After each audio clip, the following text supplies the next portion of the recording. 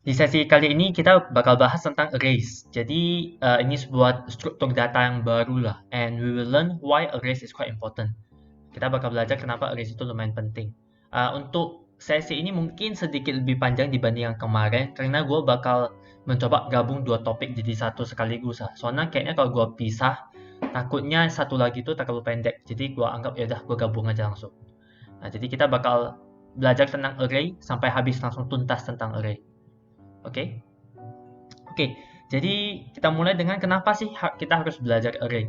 Karena sebenarnya sampai sesi ini, maksudnya sebelum sesi ini, materi-materi yang kita udah pelajari so far tuh sebenarnya kalian tuh udah bisa coding untuk hampir semua jenis masalah atau semua jenis question. You can do it already, udah bisa dikerjain. Nah, tapi kenapa kita masih perlu belajar tentang struktur data ini? Nah, misalnya nih, kondisinya sekarang gini, kita tuh mau melakukan sebuah pemilihan umum, election itu kayak pemilu gitu. Nah, ada 1000 vote dan ada 3 kandidat, Tom, Dick, dan Harry. Nah, gimana kita hitungnya gitu kalau misalnya kita menggunakan program? Nah, jadi salah satu caranya itu ya gini, misalnya kita suruh usernya itu input. Nah, mereka tuh mau inputnya untuk siapa kira-kira. Misalnya mereka kalau mau inputnya, misalnya mereka mau vote untuk Tom, berarti mereka inputnya satu. Nah, berarti ntar bakal kita pakai switch case gitu. Jadi kita cek aja, oh kalau misalnya satu berarti kita tambahkan nilainya itu ke Tom. Gini, kurang lebih seperti itu. Nah, tapi ini kan nggak efisien gitu kan. Kalau misalnya sekarang kandidatnya ada 30, berarti gue harus buat 30 variabel dong. Tom, Dick, Harry, dan bla bla bla. Sampai 30 biji seperti ini. Ya gak? Nah, ketika kondisinya seperti ini, kalau kita perlu buat 30 variabel itu kan bakal panjang banget. What if kalau misalnya entar ada 1000 kandidat, not 1000 kandidat, agak mungkin ada 1000 kandidat. Kalau misalnya ada suatu kondisi di mana kita perlu 1000 item, itu kan banyak banget. Gak mungkin kita buat variabelnya satu-satu kan. Nah, jadi itulah mengapa kita bakal yang gunakan yang namanya array nantinya. So, ini cuma penjelasannya dikit doang sih. So, nah apa sih array itu? Nah, contohnya ini adalah sebuah contoh array, tipe data array. Not tipe data, more like data structure, struktur data array. Nah, di sini itu apa? Ini itu menunjukkan tipe data dari item-item yang ada di array tersebut. Nah, jadi bisa dilihat di sini, sebenarnya array itu adalah suatu struktur data yang kita bisa analogikan sebagai laci lah misalnya atau locker. Nah, jadi di locker ini kita tentukan dulu misalnya size-nya berapa. Oh, 30. Berarti ada 30 locker. Seperti ini. Ini tuh CEND itu nama dari array-nya tersebut. Nah, jadi ketika kita menulis code ini sebuah deklarasi ya. Seperti kemarin kan kita biasanya deklarasi variabel doang. Kalau kita deklarasi variabel doang, nggak ada kurung siku ini. Nah, cuma int doang kan untuk integer. Tapi in this case kan kita mau sebuah array dari integer. Berarti gue mau mendeklarasikan uh, sebuah sekumpulan data lah yang berupa integer gitu. Nah, lalu hal yang kita harus perhatikan next itu adalah ini kan kita bisa analogikan sebagai locker. Berarti kita harus tandai dong, ini lockernya itu namanya apa, namanya apa. Biasanya kita tandai itu dengan indeks lah sebutannya itu.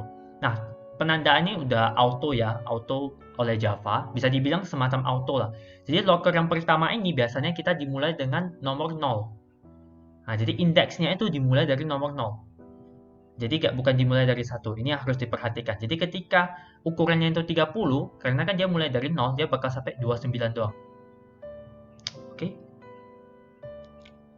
Nah, jadi contohnya untuk kondisi tadi, berarti kita bakal taruh, kita kan ada 30 kandidat. Berarti kandidat pertama kita taruh aja votingnya itu di locker pertama, di indeks pertama. Sementara kandidat kedua di locker yang ini. Ketiga di sini, keempat di sini, dan seterusnya.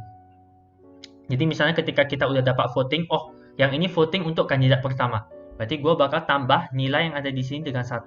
Sehingga array ini berarti menyimpan jumlah vote dari masing-masing kandidat. Bisa dibilang seperti gitu. Oke. Ini pseudocode-nya lah. Nah, ini kemarin kan gue juga sempat bahas sedikit tentang pseudocode. Nah, jadi pseudocode itu seperti yang udah gue bilang kemarin, itu bisa dalam bentuk kalimat. Jadi fungsi pseudocode ini sebenarnya hanya untuk menjelaskan algoritma kita doang. Gimana sih gue atau kita tuh mau menyelesaikan suatu masalah dengan code gitu. Nah, tapi kita nggak usah nulis sintaksnya tuh persis kayak spesifik gitu. Nggak usah kayak coding di Dr. Java atau Visual Studio Code gitu. Kita cuma perlu kayak high levelnya doang lah, kayak secara umumnya doang. Gimana sih gue cara kerjanya gitu. Ini contohnya. Nah, intinya ini yang kayak gue bilang tadi. Misalnya kita udah input nih. Oh, ternyata ini vote-nya untuk kandidat pertama. Berarti untuk setiap kandidat itu kita kan bakal create itu. Oh, ini vote-nya untuk kandidat pertama, berarti gue bakal plus nilai yang ada di vote tersebut. Kurang lebih seperti itu. Nilai yang ada di dalam array tersebut. Oke? Mungkin lebih jelasnya bisa langsung lihat code-nya sih. Nah, contohnya misalnya kita kan ini, enter vote. Nah, berarti ini bakal mengulang, ada 1000 vote kan tadi kan, berarti ada 1000 orang yang bakal voting. Nah, jadi ketika orang yang input misalnya, gue mau vote nih untuk kandidat pertama. Nah, vote-nya kan berarti 1. Inputnya itu kan 1. Ketika inputnya ini 1, berarti gue bakal plus nilai yang ada di dalam index 0, 1 kurang 1. Sehingga pokoknya locker pertama itu bakal memuat jumlah vote dari kandidat pertama. Locker kedua untuk kandidat kedua, locker ketiga kandidat ketiga. Kenapa kita harus kurang 1? Kita harus ingat, karena indeksnya itu mulai dari 0. Sementara jumlah kandidat atau nomor kandidat kita tuh mulainya dari 1. Oke? So, ini roughly code-nya. Entar gue juga bakal include si code ini di Google Drive, jadi kalian bisa coba sendiri, bisa coba-coba. Oke. Ya, ini sebenarnya gue udah jelasin tadi sih sebenarnya. Jadi basically apa yang kita tulis di sini itu tipe datanya. Nah, jadi bisa juga double, bisa juga boolean. Nah, jadi kalau misalnya itu array boolean, berarti lockernya itu bakal berisi nilai true atau false aja. Seperti itu. Oke. Sementara kalau misalnya double, berarti isinya itu bilangan desimal. Seperti itu. Oke. Nah, jadi apa sih kesalahan yang sering terjadi? Nah, contoh yang sering terjadi itu, apalagi bagi coder pemula, itu bakal misalnya dia udah declare nih, size-nya tuh 12. Nah, tapi di sini dia tuh akses indeks ke-12. Nah, dia ini lupa. Di sini codernya ini lupa bahwasanya dia tuh cuma size-nya 12 dan indeksnya tuh dimulai dari 0. Sehingga ya batas terakhirnya tuh pasti 11 dong. Gak mungkin ada kotak ke-12 lagi di sini. Oke, sehingga ini bakal jadi error istilahnya ketika kita run. Ketika kita compile masih normal, masih bisa setahu gua. Jadi ini bakal keluar error ketika kita run code kita tersebut. Ketika sampai line ini, Java bakal mencoba mencari locker ke-12 di sini, tapi kan nggak ada. Makanya bakal muncul error namanya array index out of bound. Oke. Oke, ini juga cara lain untuk kita mendeklarasikan sebuah array. Nah, kalau tadi kan kita mendeklarasikannya seperti ini. Kita double kurung siku bisa dibilang kurung persegi gitu. Habis itu nama array-nya, habis itu new double ini sesuai tipe data. Lalu ini kurung perseginya itu kita masukkan size dari array kita, berapa jumlah locker yang kita mau. Nah, tapi ada cara lain lagi. Kita tuh langsung mendeklarasikan nilainya itu langsung. Nah, dalam hal ini sama aja dengan integer of array, habis itu sama dengan new int 5 misalnya. 5. Intinya itu ada ukurannya 5. Baru kita masukin lagi array 0 itu 100, array 1 itu 200 seperti itu. Satu per satu itu juga ekuivalen. Nah, cuma kalau misalnya kita udah tahu nilainya, kadang kalau nilainya gak gitu banyak, kita langsung deklarasinya seperti ini. Ini salah satu alternatif lah bisa dibilang. Oke. Nah, jadi next ini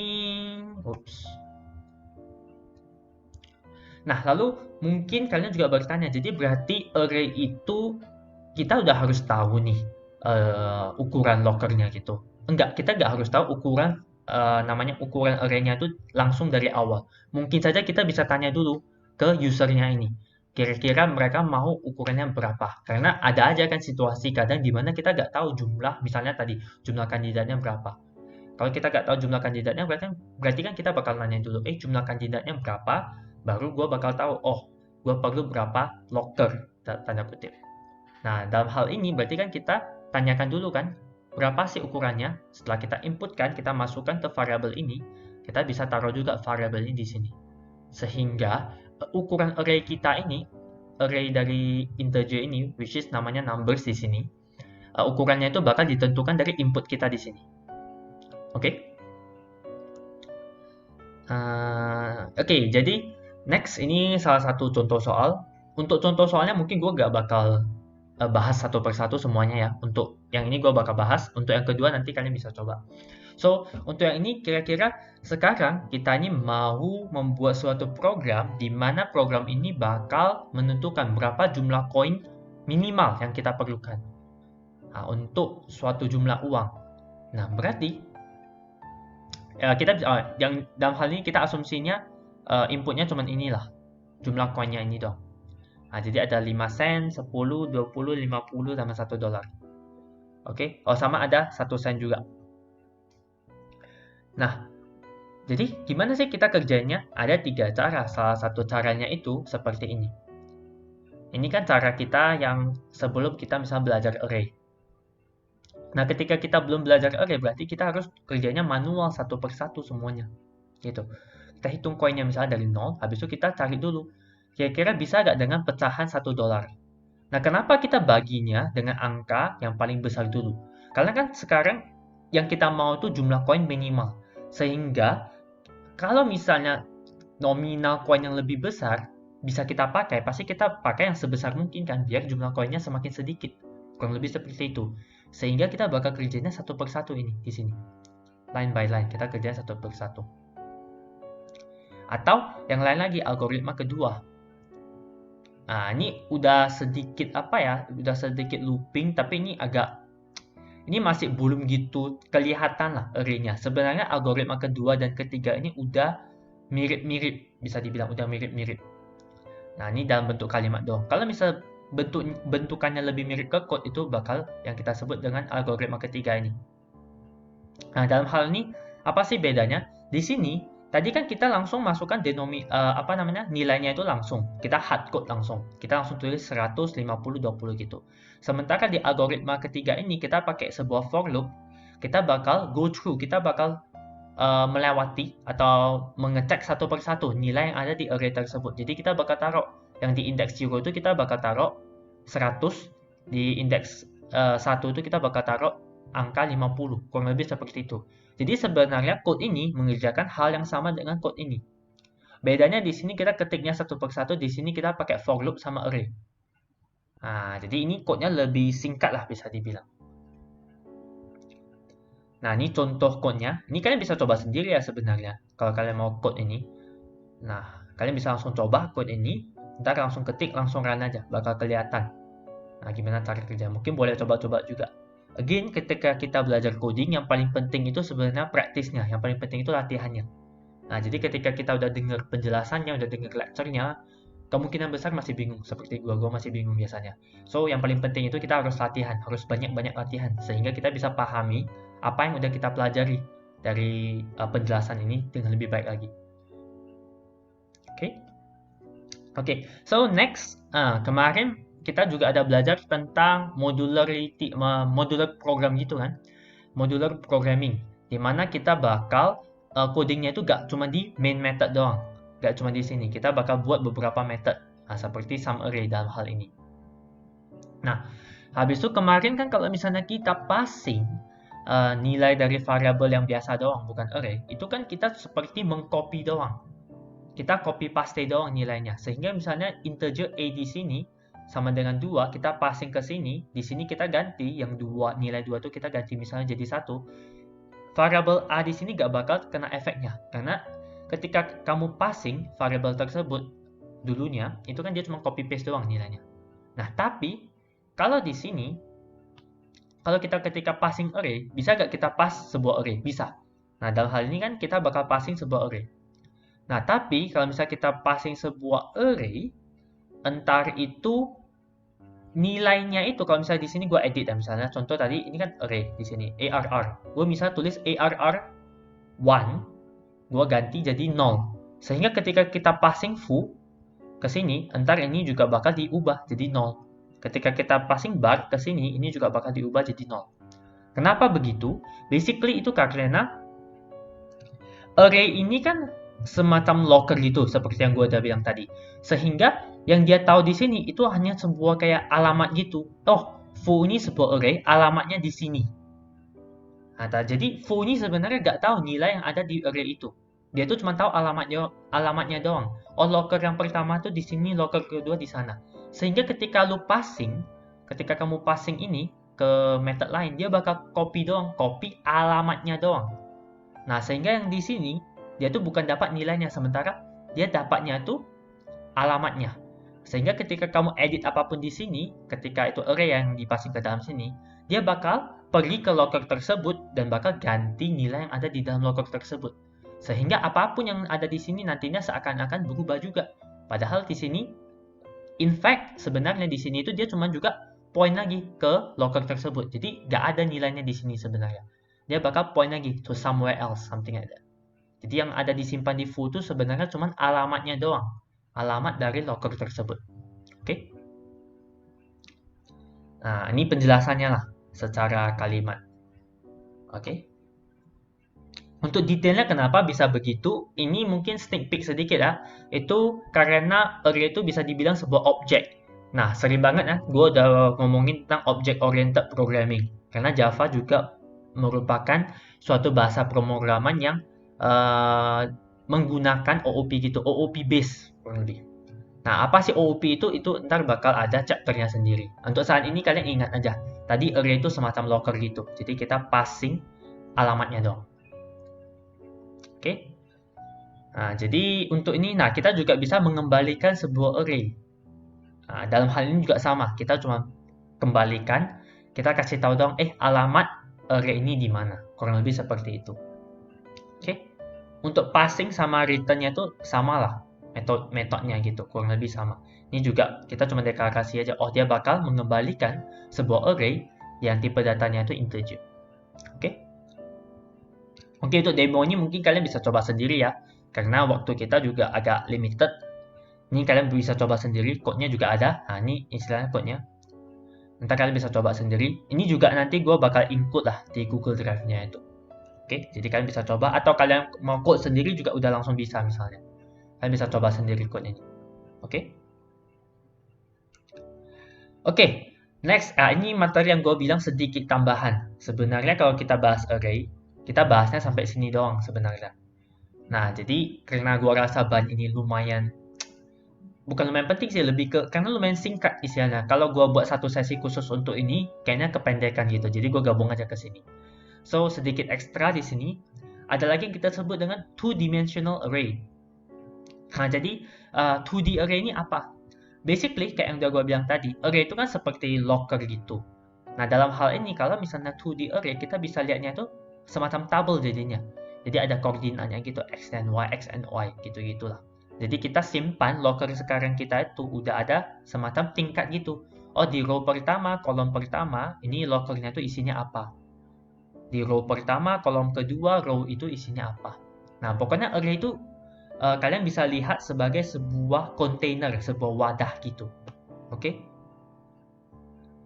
Nah, lalu gimana sih kita deklarasi two-dimensional array ini? Sama aja dengan integer yang array tadi, sama aja. Bedanya sekarang, kurung sikunya ini menjadi 2. Nah, jadi apa sih kurung siku ini? Basically, kalau 2 ini kita anggap aja yang pertama ini, itu barisnya, yang kedua ini kolomnya. Again, ini itu kita konvensional doang. Maksudnya secara umum kita anggapannya itu yang pertama itu barisnya. Sehingga di sini ada 3 baris, you see. 1, 2, 3. Ada 3 baris. Dan ada 5 kolom. 1, 2, 3, 4, 5. Oke, jadi kita bisa semacam, kalau kita misalnya nyimpan nilainya itu ke dalam 2D array, kita bisa anggapannya itu semacam tabel lah. Nah, jadi di koordinat 0,0 itu nilainya apa, di log 0,1 itu nilainya apa, something like that. Oke? Nah, jadi ini code-nya, misalnya kalian nyimpannya itu di 0,0. Jadi itu nilainya 2. Nah, kita taruh di sini. Kalau misalnya 2,4 nilainya 9. Oh, baris kedua, kolom ke-4, 9. Oke?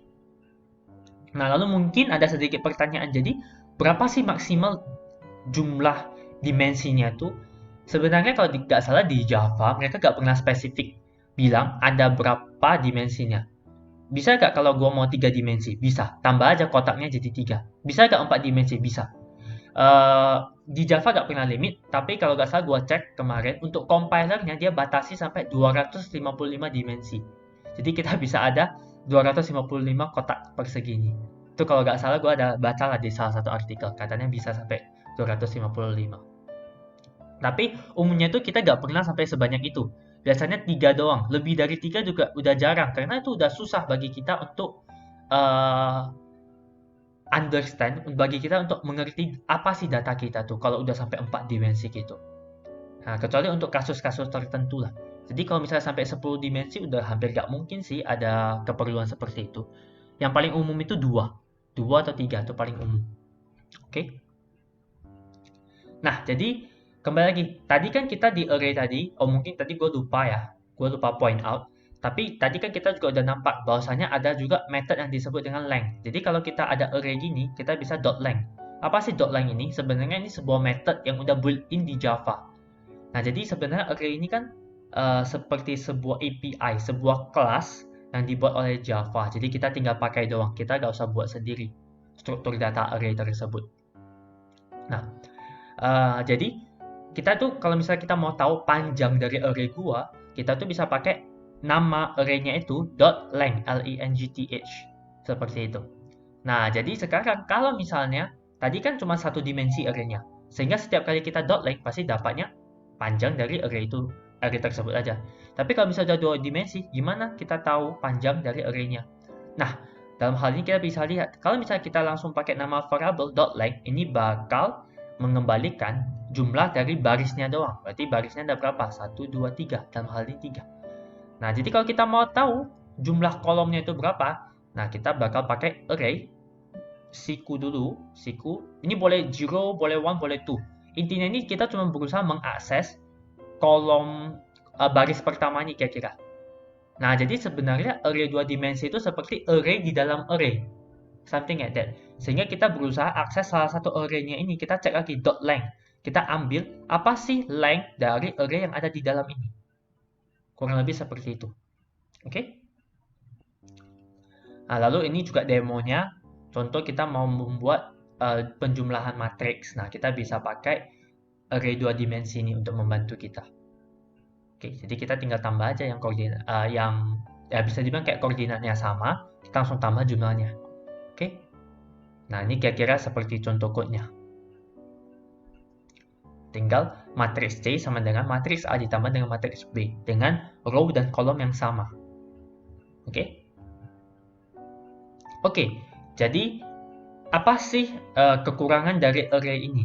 Tentu ada kekurangannya karena sebuah struktur data sebenarnya ntar kalau kita udah belajar yang lebih kompleks, kita bakal belajar lebih banyak lagi struktur data yang ada di programming gitu. Jadi array ini cuma salah satu struktur data yang bisa kita pakai, dan array ini lumayan dasar bisa dibilang. Nah, kalau misalnya kalian masih bingung apa itu struktur data, itu gak apa-apa sih. For now, kalian cuma mengerti aja array itu seperti sebuah locker, seperti laci. Itu udah cukup kok. Jadi sebenarnya array itu kekurangannya itu ya seperti ketika kita udah membuat array tersebut, kita udah gak bisa ganti lagi ukurannya. Nah, kan kita udah lihat tadi, ketika kita udah membuat sebuah array deklarasi, size-nya itu udah bakal selamanya itu ukurannya misal 5 doang atau 6 doang atau apapun yang kita deklarasikan, gak bisa kita ganti-ganti lagi ukurannya.